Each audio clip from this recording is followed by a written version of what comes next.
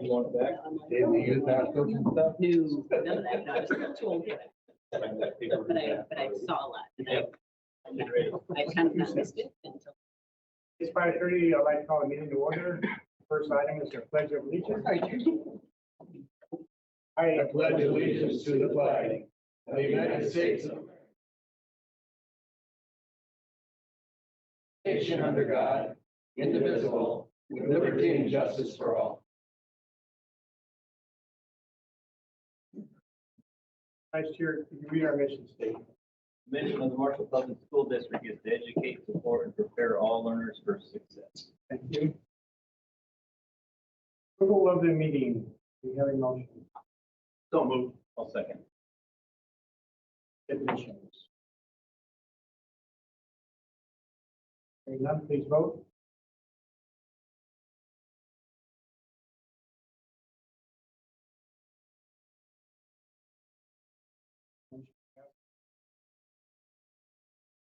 Public forum. Anybody in the public that'd like to approach the board, now is your time.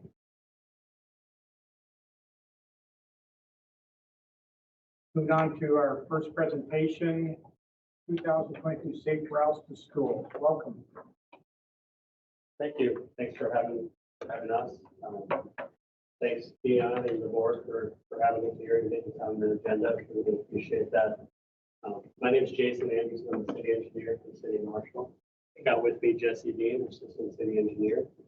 I just wanted to take a minute to go through the upcoming project next year that we've been planning in coordination and collaboration with the school district and another school in town. I think it's a good opportunity to kind of highlight what we're doing.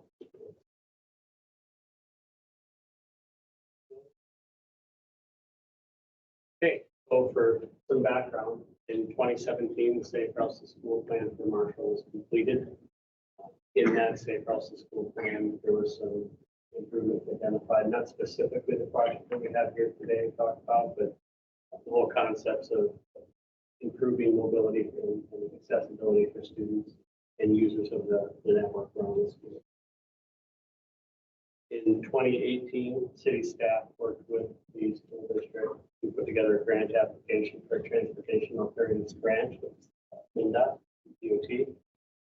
We were awarded, and that grant is a 50-50 cost participation, or excuse me, an 80-20 cost participation with a 50-50 city school district.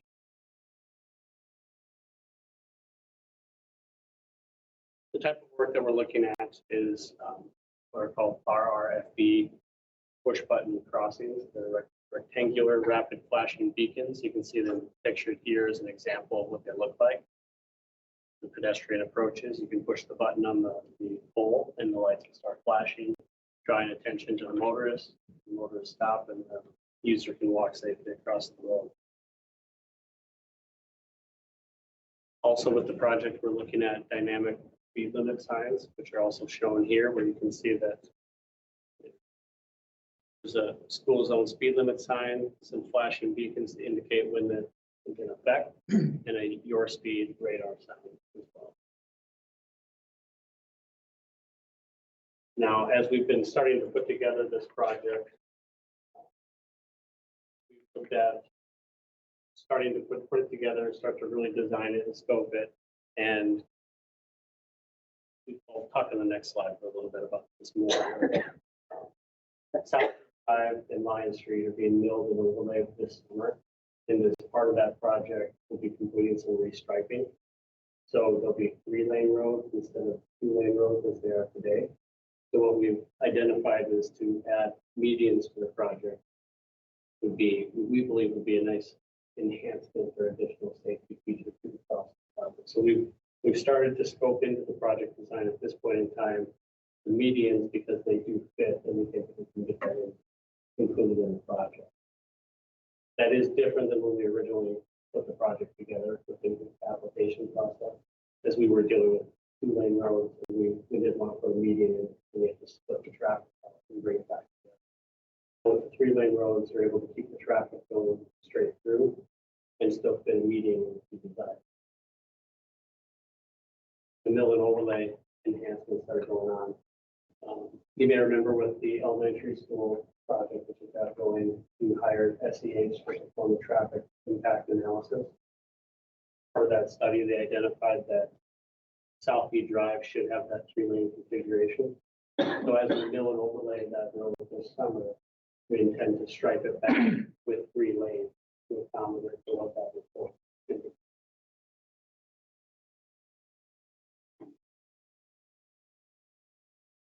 Oh, we do have, this is a research sheet, and I think you guys have a copy of the policy. Research from FHWA and MnDOT indicates that the more of these features that you can couple together, the safer the crossing is. So don't just put the push button crossing. If you have room to accommodate a way to make the crossing a shorter distance, that enhances safety. In this case, with the 3-lane configuration, you can put a median in. Another way that you sometimes see this done is with curb bump outs, where the curbs bump out to. We don't really have that available to us with these options. We're looking at 3-lane roadway configurations on Lyon, Southview, and Saratoga by the time we're done with our mill and overlay project. So the medians fit better from our perspective. We also have issues with drainage.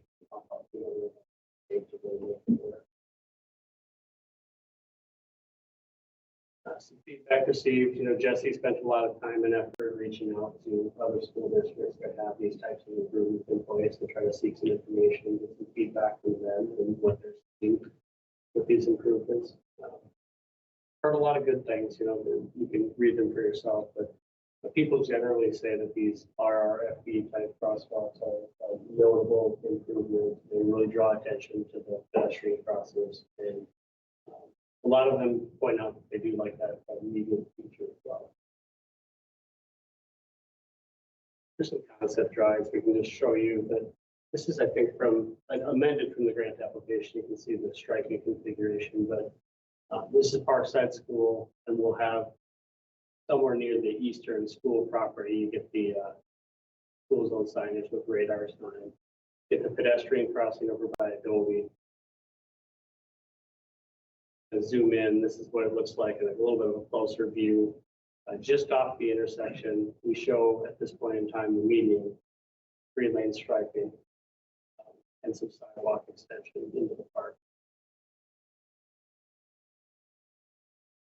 At the south location, kind of a similar feature. We've got just the cutout of the striping with the school project kind of laid in the drawing as well. But on the both limits, the eastern and western limits of the project, we've got the radar indicated signs, and you get the RRB tucked in a little closer. Your project has got this prepared and ready, and that was with a lot of coordination, Dion and the group to get this in the right spot. So we're pretty well set up to install the rest of the improvement to line up with what's going on with your project. And the last one on MPS schools, the middle school near James, you see this is already kind of striped out. And we've got the 3-lane striping. We did a little hatch work to kind of show where things might be and what they might look like. It fits in nice. Some things that people bring up is, and Dion and others have brought up too, is does it really impact some of these other movements? And that's something we can talk more about. It sure does, right? It takes away turn pocket length. This one's a little better because there's extra room. Some of the other ones are a little tighter.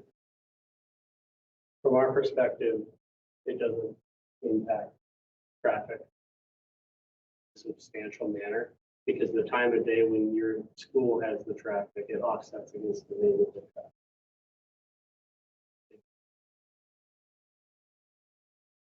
That's it. I tried to be quick. I didn't want to bother you with too much time, but you've got the presentation with you, and you can always draw back on that. And when we're here to answer any questions, we can talk more about these improvements as needed. So I think I'll turn it back to you. All right, any questions for you? Thank you. Thanks again, Jason. Moving on to our consent agenda, do we have a motion? So moved.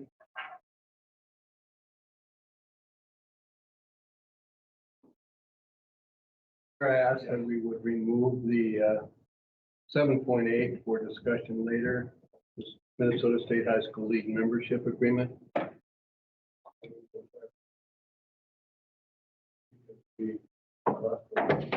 Last year and where we at with that this year. There's a motion there, and I'll second that. Any other comment? Vote on.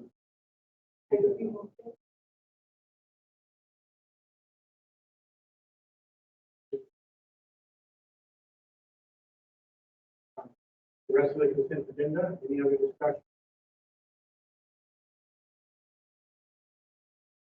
Hearing none, we'll go ahead and vote.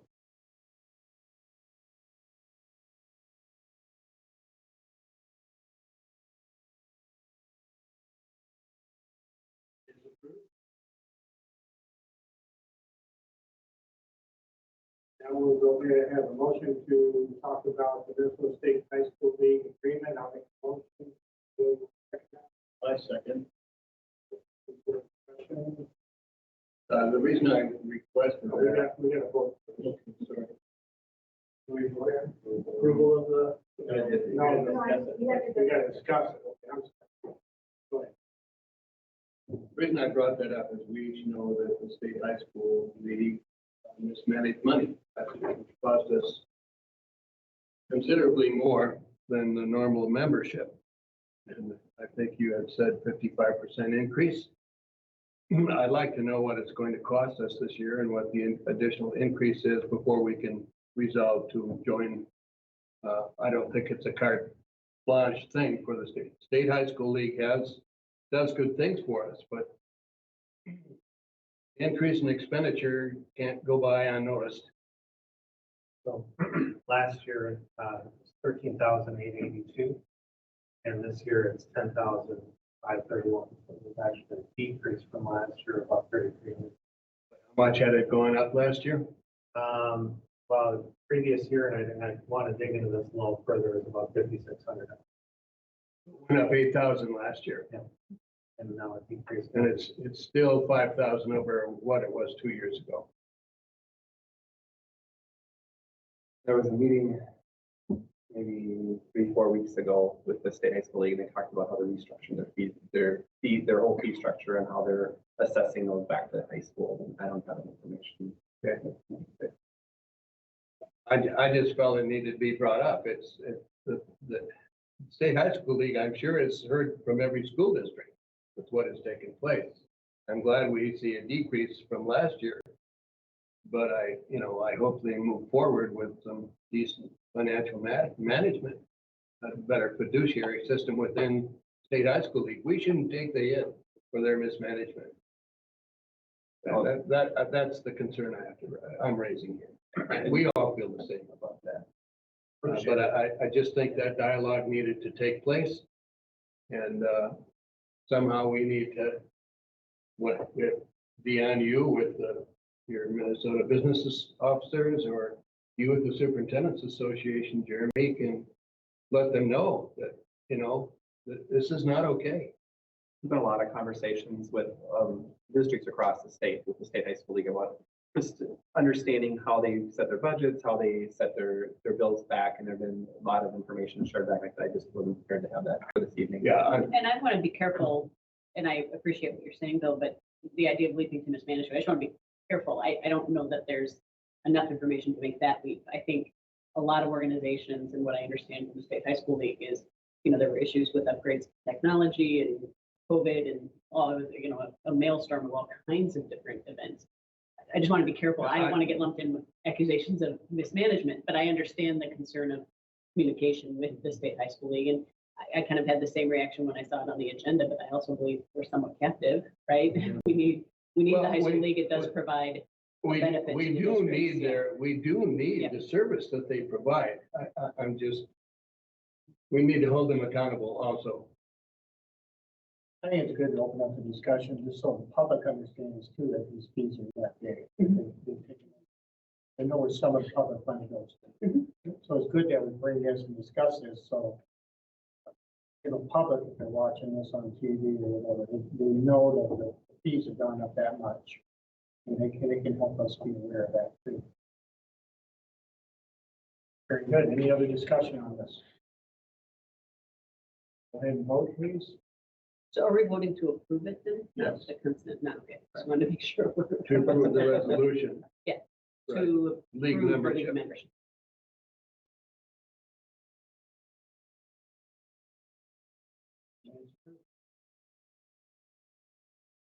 Moving on to financials, motion to approve. So move. Second? Open for discussion. All yours. I just wanted to point out, general fund will see a pretty big increase that includes the payout payroll for staff. August 15th. And then just some other things. The building construction fund, I'll point out there is some things that Dunnings that did our high school parking lot, track wall, and everything.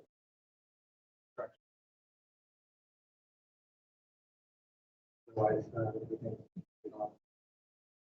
Do you have any questions? Please vote.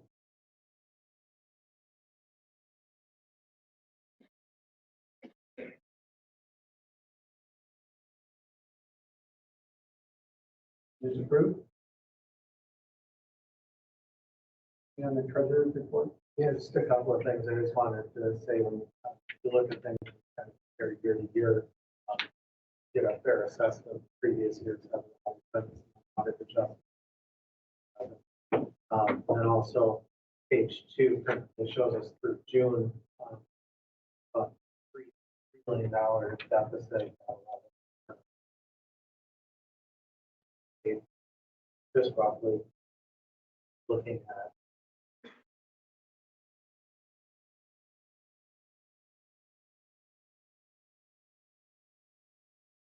We'll see what we got. Okay.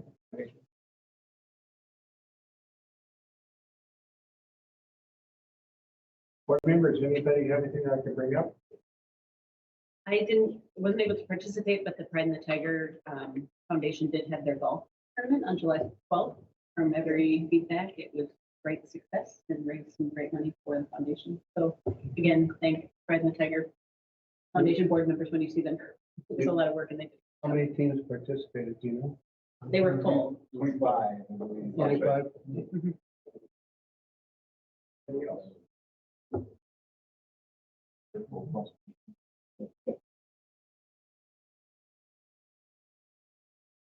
Moving on to the Director of Business Service Board report. He gives me a funny look because I told you the principal didn't have to do one in July. Oh, I forgot to tell you. But But there are a lot of things that you need to get over. Yeah, there's some important things I just wanted to cover. We received a $7,500 food grant from Share Our Strengths No Kid Hungry campaign. That's going to help to cover a lot of the extra expenditures that we had during COVID for our grab and go bags and supplies. So that helps out. And then just wanted to point out, because I know it's been part of our conversation with the free and reduced apps and our compensatory revenue being down so much, what can we do? Tricia, Jill, and I have met and gone over our application to simplify it a little more, do it more of a bullet point type first letter so they understand what it is, and then point out the instructions of the application itself. So we put a timeline of a bunch of different things that we're going to do, some extra things like doing a mailing to all families with a self-addressed envelope. Our parent-student connectors will get the application. I believe some of them convert that into different languages. We'll put an announcement out repeatedly on our social media. The couple of times we're going to attach them to our grab and go bags, get them out early. We're also going to give each summer school student a copy.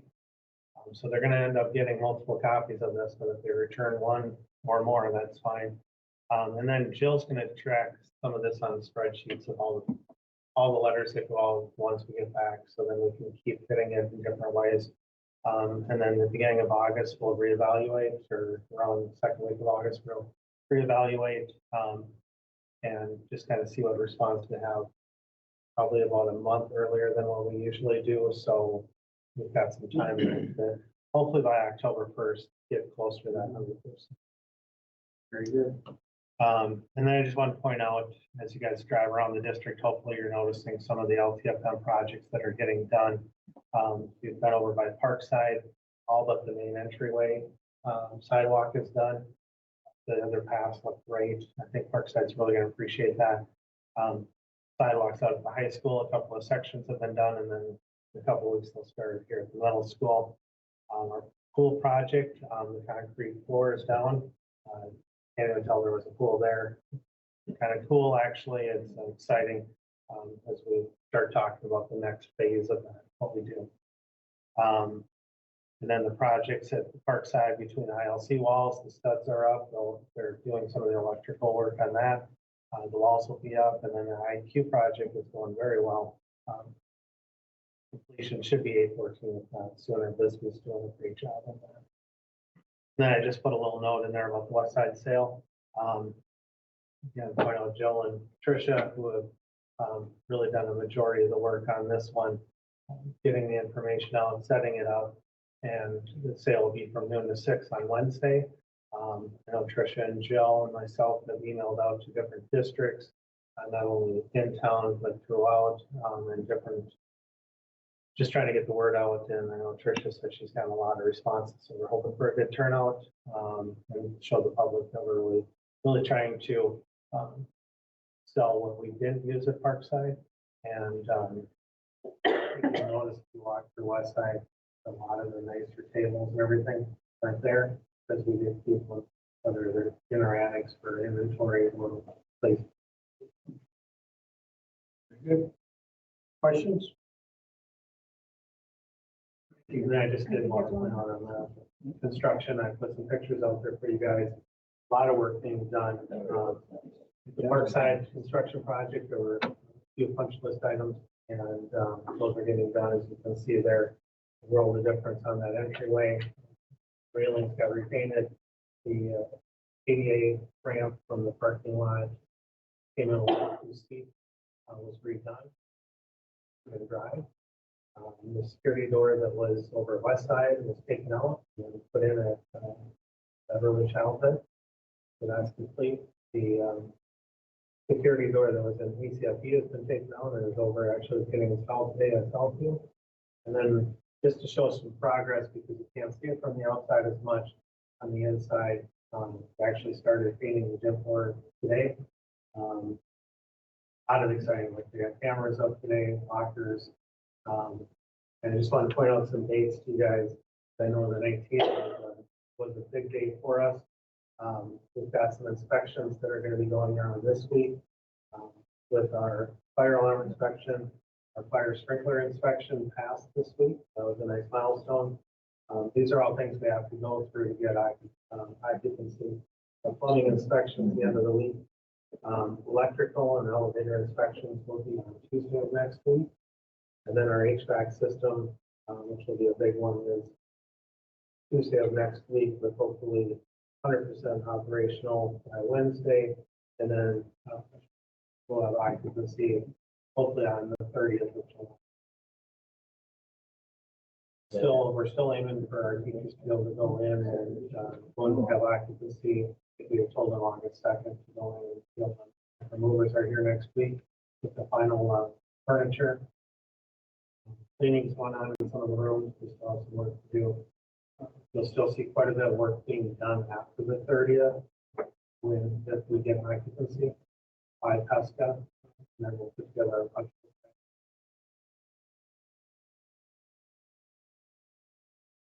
Are we on credit for the grand opening of summer weekend? Excellent.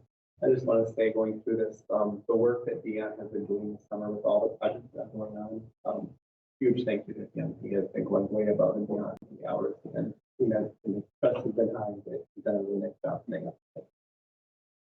staying up all night before we got a lot going on, and he's doing a good job with that.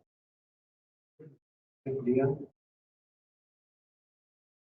On to our first reading of policies 101 through 104. Anybody have anything like to bring up on that?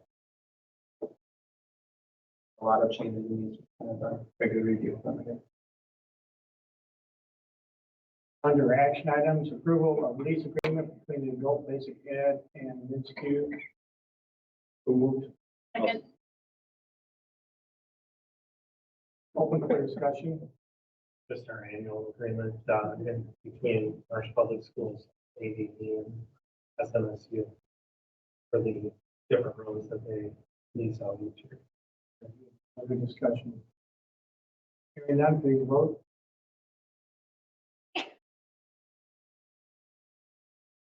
Is approved. Approval of a 10-year long-term facilities maintenance plan resolution, so moved.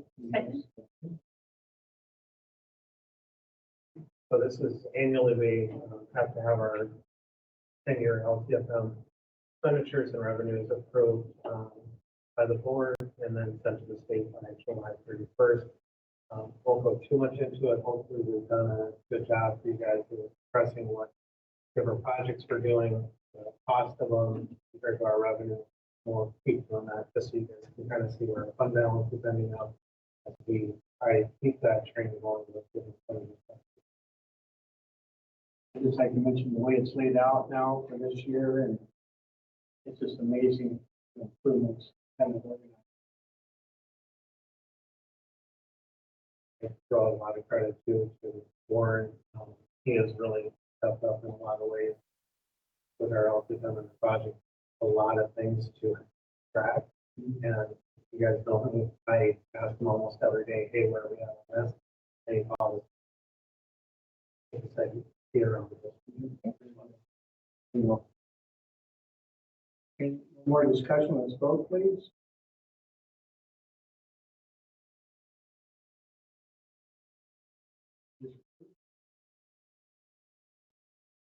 Approval of the 2021-22 student handbooks for all the schools for the Southeast School. Middle school, I'm sorry, middle school. Motion to approve it, we have a second? Second. Was middle school becoming, all of us hasn't had our first day yet, so when she comes in, she wants to. The other one Barely changes in dates and the date staffing When is she officially starting? by August 1st. Please vote.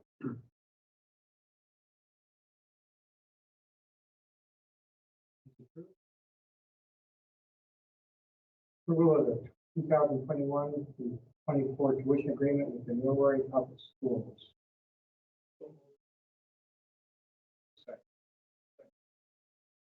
Discussion. Just updating the agreement with Millwright, the tuition agreement, and really the only changes of date. Please vote.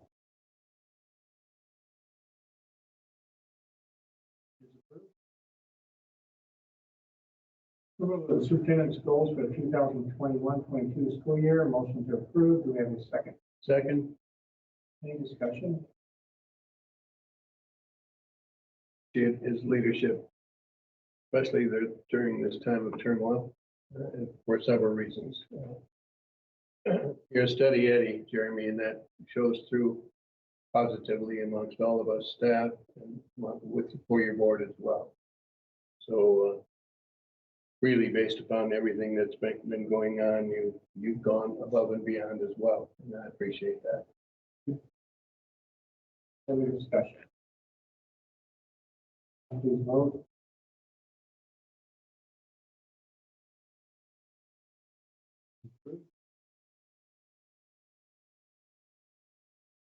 Board action item to close discussion pursuing the Minnesota State Statute 13D.05, subdivision.